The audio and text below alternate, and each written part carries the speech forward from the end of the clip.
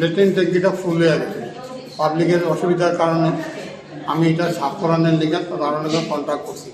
যারা সাফ করে কন্ট্যাক্ট করার পরে তারা প্রথম কিছু 6,500 টাকা, তো মাইনে গেছি আমি 6,500 টাকা। ট্যাঙ্কি যখন অর্ধেক সাফ মানে তারা পাইপ লাগায় ট্যাঙ্কি সাফ করে, তারা কইছে রাস্তাতে একটু ডিস্টেন্স বেশি, 8,000 টাকার লাগবে একটা গাড়ি, 8,000 টাকা লাগবে। আর যদি আরও 2টা গাড়ি করতে যায় 16,000 টাকা লাগবে। এই কুয়া আমার থেকে 8,000 টাকা, একটা গাড়ি 8,000 টাকা নিয়ে গেছে তারা। আর ট্যাঙ্কি কোনো সাফই হয়নি, অল্প জল নিয়ে উপর থেকে জল নিয়ে গেছে যে ওরা। আপনার বাড়ি কত নম্বর? আমার 13-14 নম্বর ওয়ার্ডে। আমার নাম মলয় কৃষ্ণ দে। এখন মানে আপনার সমস্যার সমাধান হয়নি? হ্যাঁ, আপনার সমস্যার সমাধান হয়নি? আমার সমস্যার সমাধান হয়নি, টাকাও গেল, সমাধানও হয়নি আমার। এরকম জায়গা ঠিক না করে যেহেতু তোমরা যে কোনো জায়গায় ফালাইতেছো, কই ফালাইতেছো, তারা তখন আমার নির্দিষ্ট কোনো জায়গার কথা হয়েছে না যে এখনো ফালাইছি না, গাড়ি ট্যাঙ্কিতেই আছে, আমরা একটা গাড়িই তুলছি।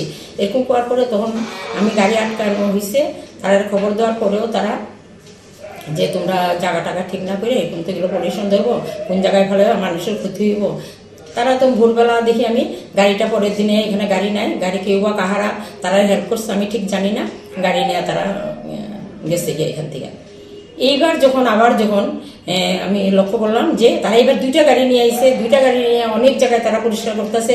মানুষ আমার কইতেছে যে ম্যাডাম গাড়ি আইছে, মানুষ আমরা থেকে অনেক টাকা নিছে।